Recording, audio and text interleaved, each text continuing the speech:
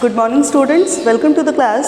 सो last class में हमने start की थी बीएससी पार्ट 1 की फिज़िक्स का फर्स्ट पेपर मैकेनिक्स। उसमें हमने देखा था कि किसी भी कण की स्थिति को बताने के लिए हमें एक निर्देश तंत्र की आवश्यकता होती है, क्योंकि हर एक निर्देश तंत्र के सापेक्ष में कण की स्थिति अलग अलग हो सकती है। और उसके बाद हमने बात करी थी कि दो प्रकार के निर्देश तंत्र होते हैं। न्यूटन के नियम के अनुसार दो प्रकार के निर्देश तंत्र होते हैं। कौन कौन से? जड़त्वीय निर्देश तंत्र और अजड़त्वीय निर्देश तंत्र। जड़त्वीय निर्देश तंत्र के बारे में हम बात कर चुके हैं कि वह निर्देश तंत्र, वह फ्रेम ऑफ रेफरेंस जिसमें न्यूटन के नियम की पालना होती है, न्यूटन के जड़त्व के नियम की पालना होती है, उसे कहा जाता है जड़त्वीय निर्देश तंत्र। और अजड़त्वीय निर्देश तंत्र क्या होगा? जिसमें न्यूटन के नियम की पालना नहीं होगी। जड़त्वीय निर्देश तंत्र को तो हमने डिटेल से देख लिया था कि उसमें क्या क्या होता है। बाह्य बल की अनुपस्थिति होगी, first thing. Second thing is कण की गति त्वरित नहीं होनी चाहिए, ठीक है। और उसमें क्या होना चाहिए कि या तो कण या प्रेक्षक एक नियत वेग से गति कर सकते हैं, या फिर दोनों ही एक नियत वेग से गति कर सकते हैं। इसका अर्थ यह है कि किसी भी तरह से उसमें त्वरित गति नहीं दिखाई देनी चाहिए। ऐसे निर्देश तंत्र को हमने कहा था जड़त्वीय निर्देश तंत्र। तो ये तो बात थी हमने लास्ट क्लास में जो की थी। अब आज की क्लास में हम देखेंगे अजड़त्वीय निर्देश तंत्र क्या होता है। तो अजड़त्वीय निर्देश तंत्र, सबसे पहली बात कि न्यूटन के नियम की पालना नहीं होगी। तो कैसे इसको डिफाइन करेंगे कि अजड़त्वीय निर्देश तंत्र क्या होता है? अजड़त्वीय निर्देश तंत्र यानी कि कण की गति हमें कैसे दिखाई देगी? त्वरित दिखाई देगी, चाहे बाह्य बल उस पर आरोपित हो चाहे ना आरोपित हो। यानी कि कण की गति कैसे दिखाई देनी चाहिए? कण की गति बाह्य बल की अनुपस्थिति में भी, बाह्य बल की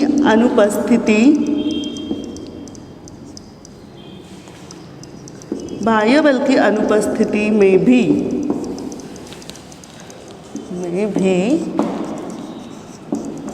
त्वरित या मंदित दिखाई देती है। एक तरह से त्वरण ही है, मंदन भी, लेकिन इन द ऑपोजिट डायरेक्शन।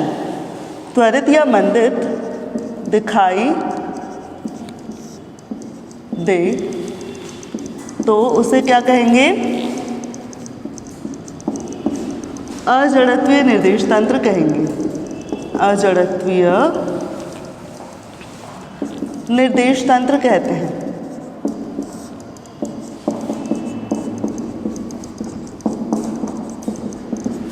ये हुए अजड़त्वीय निर्देश तंत्र की डेफिनेशन। एग्जाम्पल्स देखते हैं इसके। एग्जाम्पल्स क्या क्या हो सकते हैं? देखिए, अगर आप एक कार में बैठे हैं, कार चल रही है, या तो कार स्थिर होगी या फिर कार चल रही होगी। यदि कार स्थिर है तो भी वो कैसा तंत्र हुआ? जड़त्वीय निर्देश तंत्र हुआ। यानी कि उस पर जब तक बाह्य बल आरोपित नहीं होगा वो कार स्थिर अवस्था में ही रहेगी, और आप जो कार के अंदर बैठे हैं वो भी स्थिर अवस्था में ही बैठे रहेंगे। तो ऐसा तंत्र होता है जड़त्वीय निर्देश तंत्र।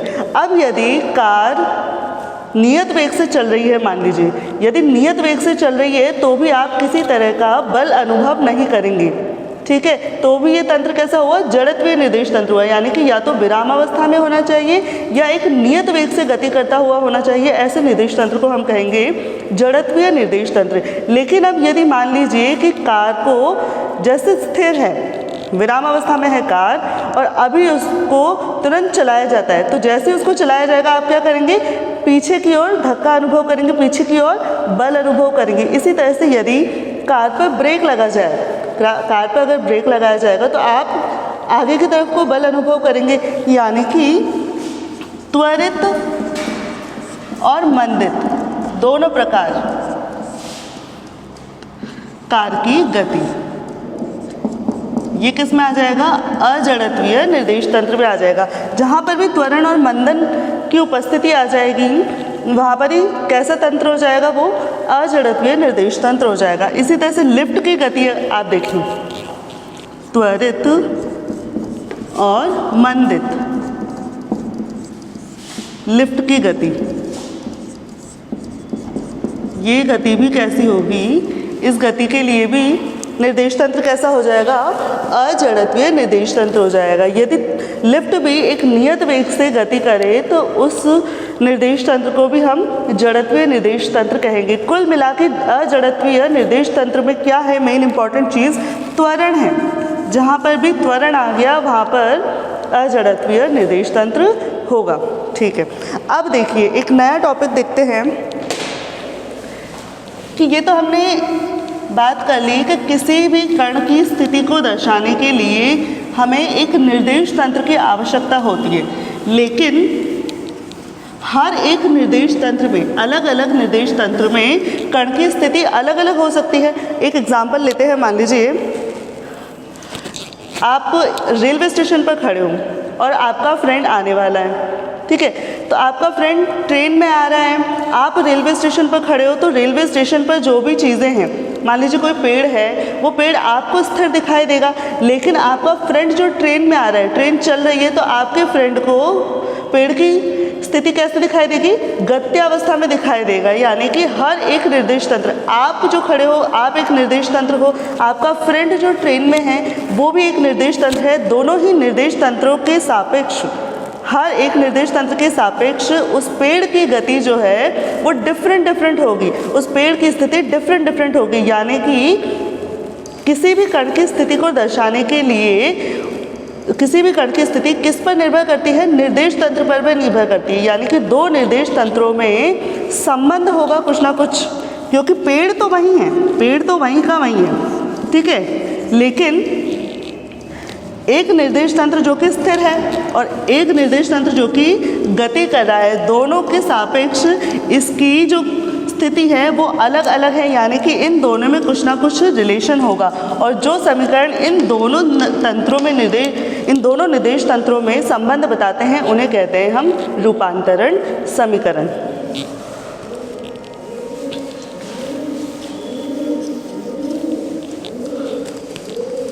अब हम देखते हैं रूपांतरण समीकरण। रूपांतरण समीकरण क्या है? दो निर्देश तंत्रों में संबंध बताते हैं। क्या बताते हैं? दो निर्देश तंत्रों में संबंध बताते हैं। ये होते हैं रूपांतरण समीकरण। अब देखिए जो निर्देश तंत्र हैं वो कितने तरह के हो सकते हैं? दो निर्देश तंत्र लेने हैं हमें। एक तो ये किया जा सकता है कि दोनों निर्देश तंत्र कैसे हो? स्थिर हो, मतलब उनमें गति नहीं है, किसी प्रकार की आपेक्षिक गति नहीं है, दोनों निर्देश तंत्र कैसे हैं? स्थिर हैं। या फिर ये हो सकता है कि उन निर्देश तंत्रों में आपेक्षिक गति हो, एक निर्देश तंत्र स्थिर हो सकता है, दूसरा गति कर सकता है, या फिर दोनों गति कर सकते हैं। या एक और स्थिति बनती है कि निर्देश तंत्र किसी ना किसी कोण पर झुके हुए, एक निर्देश तंत्र मान लीजिए ये है, एक निर्देश तंत्र मान लीजिए ये है, तो ये दोनों क्या है? एक्स वाई जेड एक्सिस में अगर हम लें, थोड़ा साइड में बना लेते हैं ताकि स्पेस बच जाए हमारे पास। यहाँ पर एक निर्देश तंत्र है हमारे पास एक्स वाई जेड, ठीक है। एक निर्देश तंत्र ये हो गया, इसका मूल बिंदु ले लेते हैं हम, ओ है। एक और निर्देश तंत्र हमने लिया है, एक और निर्देश तंत्र हम लेंगे X dash Y dash Z dash ले लेते हैं, इसका मूल बिंदु ओ डैश हो गया है, ठीक है। इस तंत्र को हम एस नाम दे देते हैं, जो कि जिसका मूल बिंदु ओ है, और इस तंत्र को हम एस डैश नाम दे देते हैं, ठीक है। अब एक स्थिति क्या बन सकती है कि दोनों निर्देश तंत्र कैसे? स्थिर है। दूसरी स्थिति क्या हो सकती है कि मान लीजिए ये वाला निर्देश तंत्र तो स्थिर है और ये निर्देश तंत्र v वेग से गति कर रहा है। तीसरी स्थिति क्या बन सकती है कि ये दोनों किसी ना किसी कोण पर झुके हो। मान लीजिए ये, इसको एक बार को भूल जाइए, इस तरह से हो सकता है, ये एक्स डैश हो सकता है, ये वाई डैश हो सकता है, और ये जेड डैश हो सकता है। यानी कि ये क्या है? एक किसी एंगल थीटा पर झुके हुए हैं दोनों दोनों निर्देश तंत्र किसी ना किसी एंगल पर झुके हुए। इस तरह से तीन स्थितियां बनती हैं निर्देश तंत्रों में भी।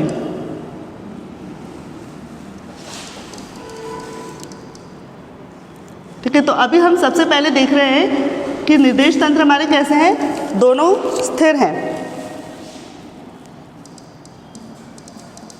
दोनों निर्देश तंत्र हमारे कैसे हैं, स्थिर है, यानी कि इसको हम कहेंगे स्थानांतरित निर्देश तंत्रों के लिए रूपांतरण समीकरण। फर्स्ट हम ले रहे हैं स्थानांतरित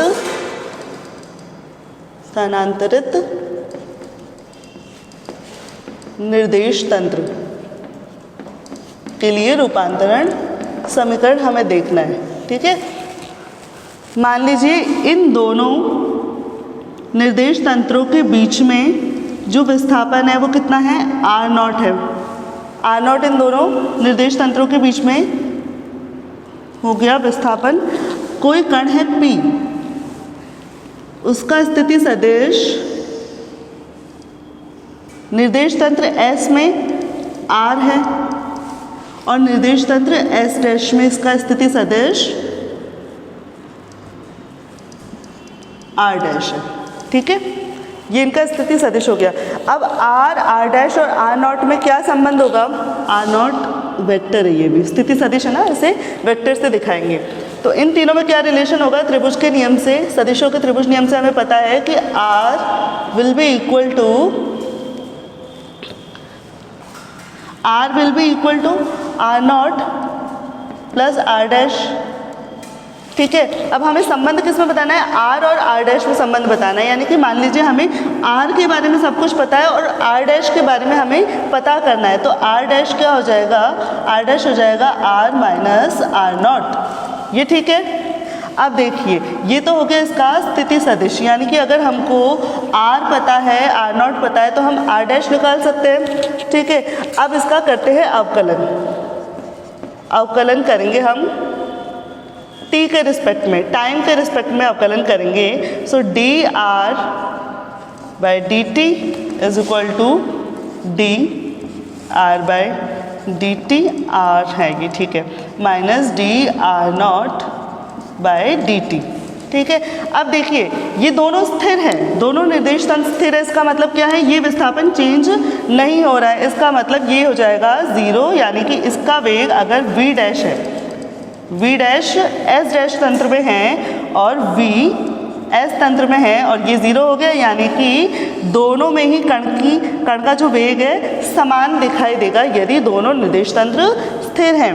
इसी तरह से अगर मैं इसका फिर से अवकलन करूं, dv dash over dt is equal to dv over dt, इसका मतलब क्या हो गया यहाँ से कि तंत्र S डैश में जो भी त्वरण होगा वो क्या होगा, तंत्र S में जो त्वरण होगा उसी के बराबर होगा। यानी कि एक ही प्रकार की गति कण की दिखाई देगी, चाहे आप इस तंत्र से देखें चाहे आप इस तंत्र से देखें, इस कण की गति एक ही प्रकार की दिखाई देगी। केवल और केवल किस में अंतर आएगा, स्थिति में अंतर आएगा, स्थिति सदिश में अंतर आएगा।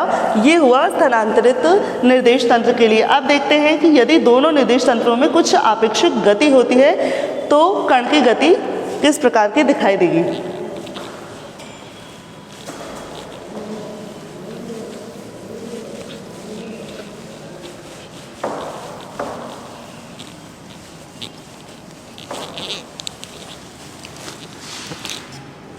इसको ऐसे ही रहने देते हैं।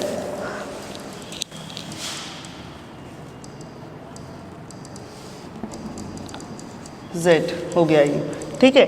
अब मान लीजिए ये क्या है,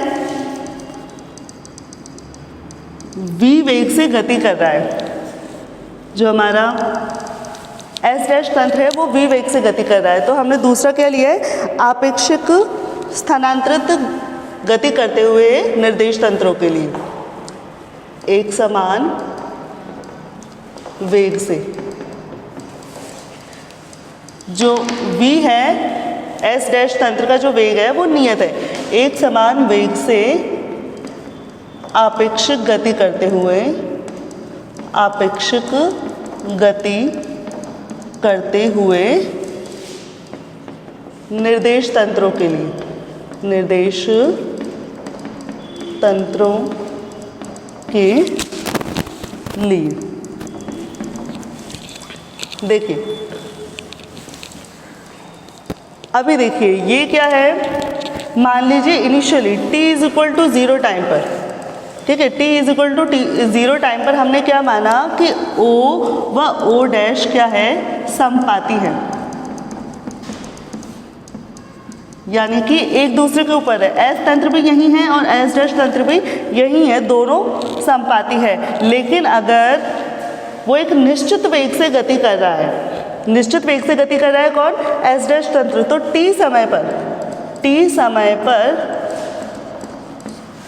S डैश तंत्र की स्थिति इसके रिस्पेक्ट में क्या हो जाएगी, r naught is equal to हो जाएगा vt, ठीक है, r naught is equal to हो जाएगा vt हो जाएगा, क्योंकि क्या है, एक नियत वेग से गति कर रहा है, तो t समय बाद में इस कण की, इस तंत्र की स्थिति इस तंत्र के रिस्पेक्ट में हो जाएगी r नॉट, जो कि vt के बराबर होगी। अब देखते हैं हम p कण, हमें बात किस पर करनी, किसकी गति का अध्ययन करना है, कण p की गति का अध्ययन करना है। तो p की स्थिति क्या हो जाएगी, t समय पर कण p की स्थिति, कण p की स्थिति क्या हो जाएगी, इसकी स्थिति हो जाएगी, देखिए r prime is equal to r minus r naught होगी, और r नॉट किसके बराबर है, माइनस v t के बराबर है। यानी कि अब की बार जो कण की स्थिति है वो किस पर निर्भर कर रही है, समय पर निर्भर कर रही है, क्योंकि हमारा S डैश जो तंत्र है वो एक नियत वेग से गति कर रहा है, ठीक है, ये समझ में आ गया होगा हमें। अब देखते हैं इसके वेग के बारे में। अब मान लीजिए कण जो है वो एक नियत वेग u से गति कर रहा है, किस तंत्र में, अगर इस तंत्र में, S तंत्र में इस कण के वेग के बारे में पता किया जाए तो हमें पता चलता है कि वो एक नियत वेग u से गति कर रहा है।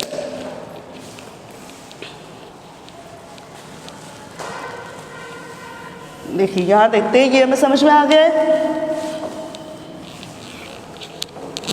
देखिए r क्या आया हमारे पास, r प्राइम हमारे पास आया r माइनस v t आ गया, ठीक है।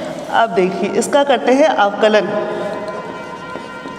अवकलन किया तो dr prime dt is equal to dr upon dt minus d, ये v हो जाएगा,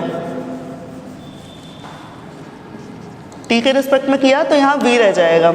अब देखिए ये क्या हो गया, v डैश किस में, S डैश तंत्र में कण का वेग है v डैश, ठीक है। अब ये क्या है, S तंत्र में कण का वेग, और हमने पहले बात की थी कि S तंत्र में कण का वेग क्या है, u है, माइनस v हो गया, यानी कि S डैश तंत्र में कण का वेग किस तरह से संबंधित है, u माइनस v है, जहाँ पर v क्या है, तंत्र का वेग है, S डैश तंत्र का वेग है ये, और ये S तंत्र में कण का वेग है u, यहाँ लिख देते हैं u है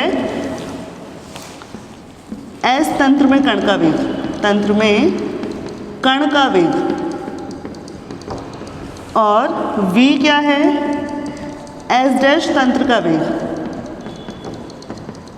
और v प्राइम v डैश क्या है, कुछ भी बोल सकते हैं, v प्राइम v डैश है S डैश तंत्र में, S डैश तंत्र में कण का वेग है। देखिए नोटेशंस पे ध्यान देना होगा, हमने पहले कहा था कि नोटेशंस का हमें ध्यान रखना होगा, तभी हमें ये क्लियर होगा। सो ये हो गया। अब इसका त्वरण देखते हैं। त्वरण के लिए हमें फिर से अवकलन करना पड़ेगा। फिर से हम अवकलन करेंगे तो D V dash over D T, D U over T T minus D V over D T. अब देखिए हमने कहा था कि ये जो तंत्र है वो एक नियत वेग से गति कर रहा है, ठीक है, यानी कि ये क्या हो जाएगा, 0 हो जाएगा। इसलिए ये S डैश तंत्र में कण का त्वरण और ये S तंत्र में कण का त्वरण दोनों क्या हो जाएंगे, आपस में बराबर हो जाएंगे। ये इक्वेशन नंबर 2 है, ये इक्वेशन नंबर 3 है।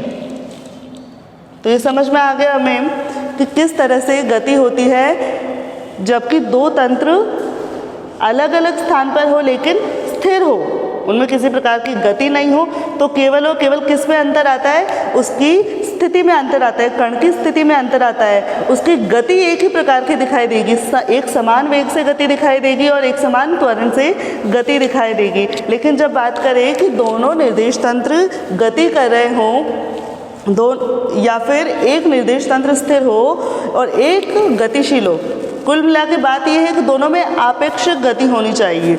तो आपेक्षिक गति जब कर रहे हों तो कण की स्थिति भी समय के साथ परिवर्तित होती है और कण का वेग नियत तो होता है लेकिन दोनों में एक समान नहीं होता है। एक में u है और एक में u माइनस v है, दोनों में अलग अलग वेग से गति करता हुआ कण हमें दिखाई देता है। लेकिन अगर त्वरण की बात करें तो त्वरण हमें दोनों में ही एक समान दिखाई देगा। ये हमने बात कर ली आज दो स्थितियों की। अगली स्थिति के बारे में जो कि है हमारी कि दो निर्देश तंत्र किसी न किसी कोण पर झुके हुए हों तो कण की गति, कण की स्थिति हमें किस तरह की दिखाई देगी, ये हम बात करेंगे नेक्स्ट क्लास में। आज के लिए इतना ही। Thank you.